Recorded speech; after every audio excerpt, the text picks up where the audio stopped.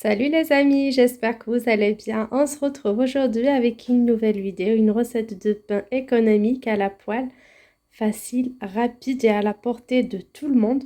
Du pain qu'on peut congeler pendant des mois sans aucun problème. Suffit juste de le faire sortir un peu avant de le consommer, comme on peut le préchauffer à la poêle. Restez avec moi jusqu'à la fin de la vidéo pour ne pas rater tous mes conseils et petites astuces. C'est un pain qu'on peut manger avec nos repas au petit déjeuner. Tout simplement, on peut faire aussi des sandwichs avec, qui peuvent être un repas pour des familles. Moi, perso, quand je fais ce genre de pain, il m'arrive de consommer ça en repas, en sandwich, surtout pour les pique-niques, les sorties, comme vous voyez. Il suffit d'un peu de fromage, de crudité, même sans fromage. C'est vraiment trop bon. Vous pouvez mettre des sardines en conserve, du saumon, tout ce que vous voulez à l'intérieur. Ça passe vraiment très très bien. Vous pouvez le faire également à base de farine d'épeautre ou de la farine complète, ça marche très très bien. C'est la même recette, il n'y a aucun souci. Comme vous pouvez utiliser à la place du demi-verre de lait que je vais mettre, du lait végétal. Ce sont des recettes que j'ai déjà testées. Donc il n'y a aucun problème. Je les ai testées pour une personne qui a des problèmes de ballonnement, qui est en régime spécifique. Voilà, je vous montre à quoi ça ressemble. C'est du pain vraiment moelleux. C'est comme du coton, comme vous voyez. Il s'ouvre tout seul. Voilà. À l'intérieur, il est bien aéré.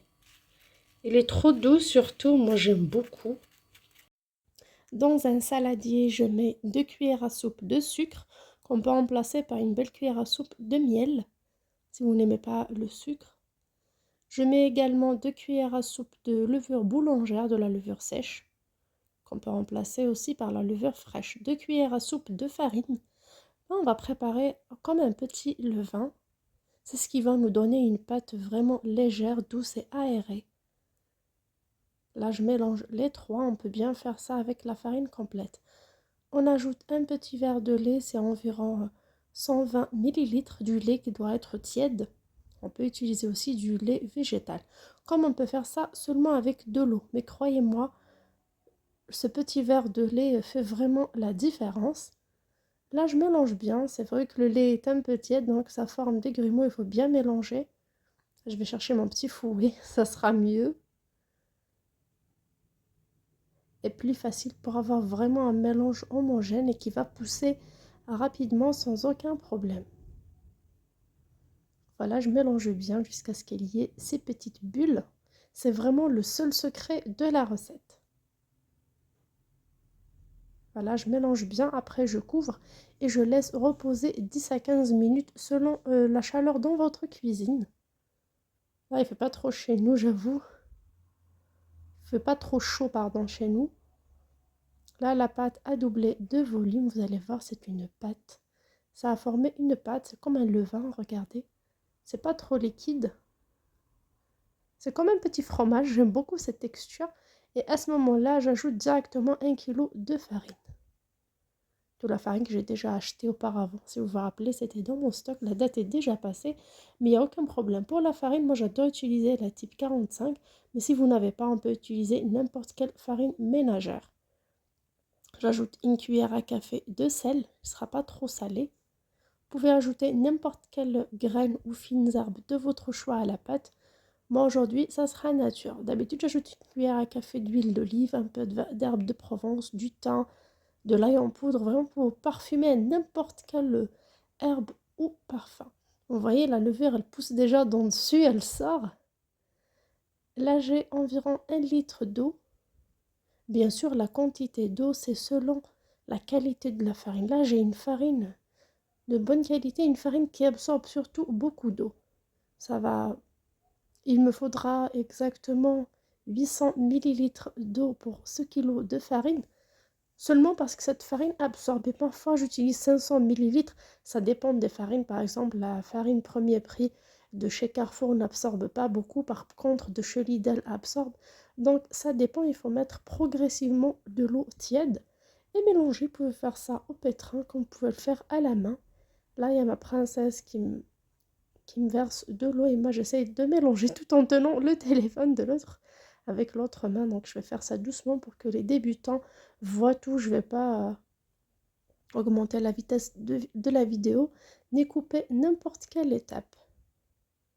Je vais vraiment faire ça doucement. C'est vrai que la vidéo est un peu longue, mais vous allez voir, après cette vidéo, vous allez tous réussir le pain maison, le pain à la poêle sans aucun problème. Du pain que vous pouvez aussi faire cuire au four. C'est pareil, il n'y a aucune différence. On peut faire cuire les mêmes petites galettes au four. Moi, j'aime bien à la poêle, surtout que c'est sur le gaz. C'est vraiment très économique, c'est plus rapide. Et même le goût est différent. La même pâte, mais une fois cuit à la poêle ou au four, il y a vraiment une différence. Parce qu'on va mettre sur cette pâte-là, ça sera de la semoule fine, mais qu'on peut remplacer par du son d'avoine, par un peu de farine. Peu importe, regardez la texture de la pâte. La pâte est vraiment collante, comme vous voyez. Surtout que l'eau est tiède, le lait est tiède, donc ça donne cette texture-là. Une fois la pâte reposée, elle va tenir un peu plus que ça. Dans tous les cas, c'est ça la texture qu'il faut. Vous pouvez également faire de la pizza avec cette pâte-là. Là, je couvre directement et je laisse pousser jusqu'à obtention du double du volume de la pâte. Vous voyez la quantité d'eau utilisée. Si bien sûr vous avez plus de temps que moi, une fois cette pâte gonflée, vous pouvez la dégazer et la laisser gonfler à nouveau. Moi, j'ai pas le temps. Je suis vraiment pressée pour qu'on mange. C'était pour le repas de ce soir, du coup j'ai fait rapidement. Une fois gonflé, une seule fois je façonne ma pâte, j'attends pas, je peux pas attendre à ce que ça gonfle une deuxième fois. Là c'est gonflé, vous voyez le visage n'est pas trop beau, mais si vous dégazez à la deuxième fois que ça gonfle, elle aura un visage plus lisse que ça. Peu importe, une fois bien gonflée, moi je la façonne, je ne peux pas attendre. J'ai à côté un petit bol où je mets de l'eau ou de l'huile. Si vous n'avez pas trop de moyens, vous êtes vraiment petit budget, utilisez de l'huile de friture des frites qui vous reste. Ça fait vraiment l'affaire. On a également de la semoule fine. Moi, cette fois-ci, je vais utiliser un peu d'huile d'olive, surtout pour le goût. Ça me manque beaucoup ce goût-là, j'aime bien. C'est un peu exceptionnel, c'est un peu fort, donc j'adore ça. C'est pour ça que je fais avec de l'huile, mais généralement, je fais ça avec de l'eau. La seule différence, c'est qu'il y ait ce petit goût d'huile dans votre pâte et en même temps une légère coloration un peu spéciale. La couleur est un peu différente quand on façonne avec de l'huile que de l'eau, c'est tout à fait normal. L'huile apporte plus de dorure à notre pâte. Je coupe comme ça des petits morceaux.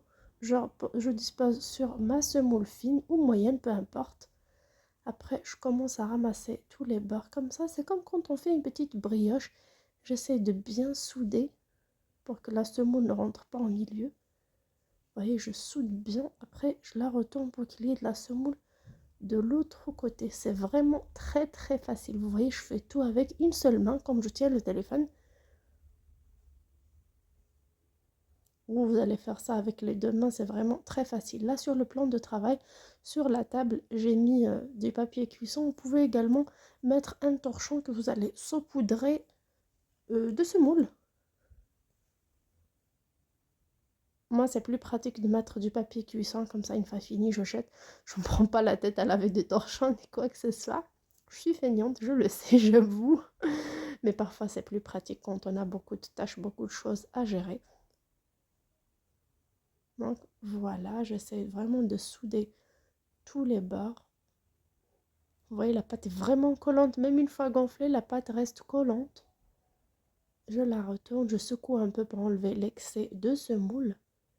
Et je les dispose l'une loin de l'autre. Vous pouvez bien sûr faire n'importe quel volume. Moi, j'ai fait petit exprès. J'ai fait 22 pièces et une toute petite. Comme vous voyez, elles sont juste petites et mignonnes. C'est pour les hamburgers, le petit déjeuner, le dîner, des sandwichs. Vraiment, c'est très très bien. Là, une fois toute la quantité est terminée, je viens abaisser la pâte avec mes bouts des doigts. Bien sûr, pendant ce temps-là, la pâte se repose et gonfle un petit peu. Là, la pâte colle un peu à mes doigts, donc j'ajoute un petit peu de semoule. Voilà, j'essaie de les éloigner les unes des autres parce qu'elles vont gonfler encore. Bien sûr, selon la température chez vous.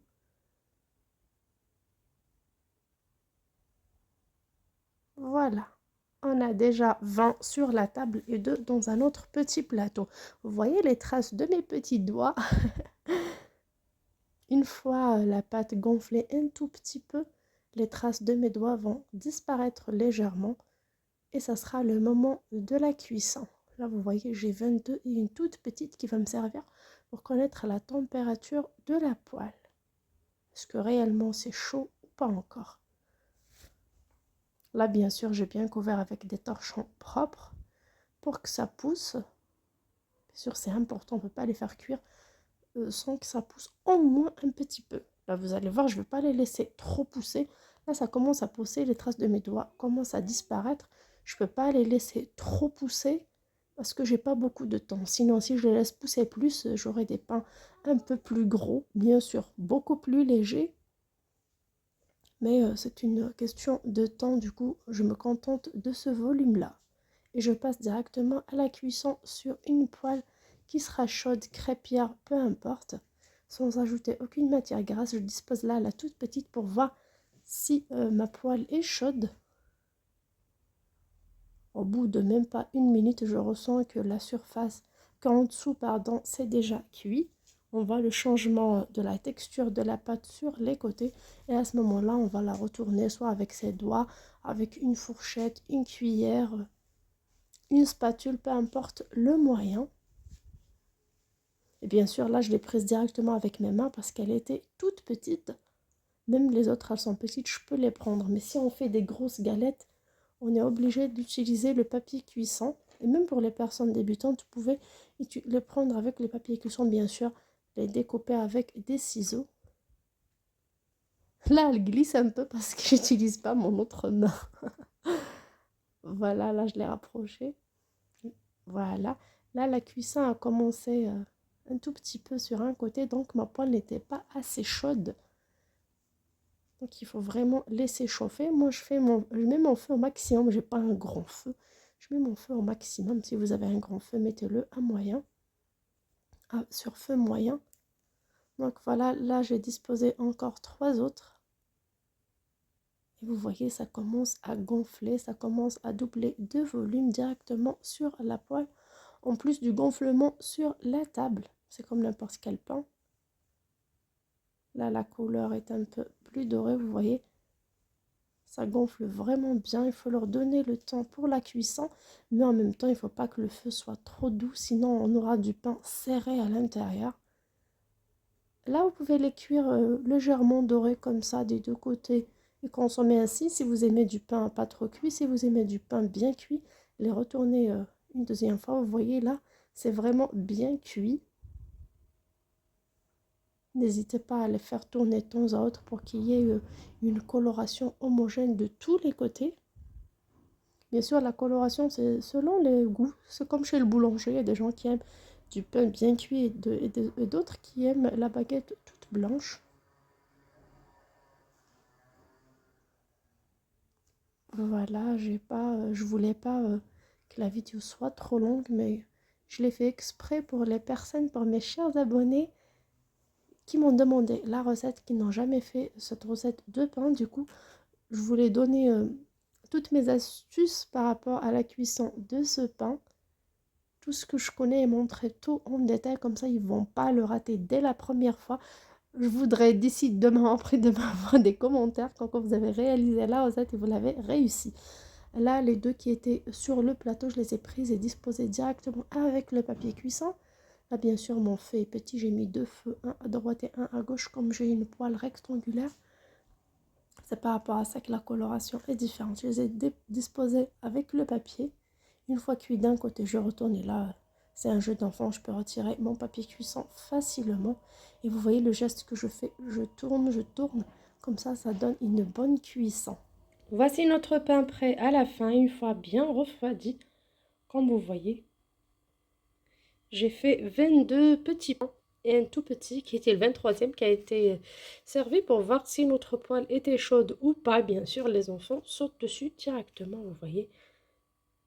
C'est du pain bien aéré à l'intérieur, doux.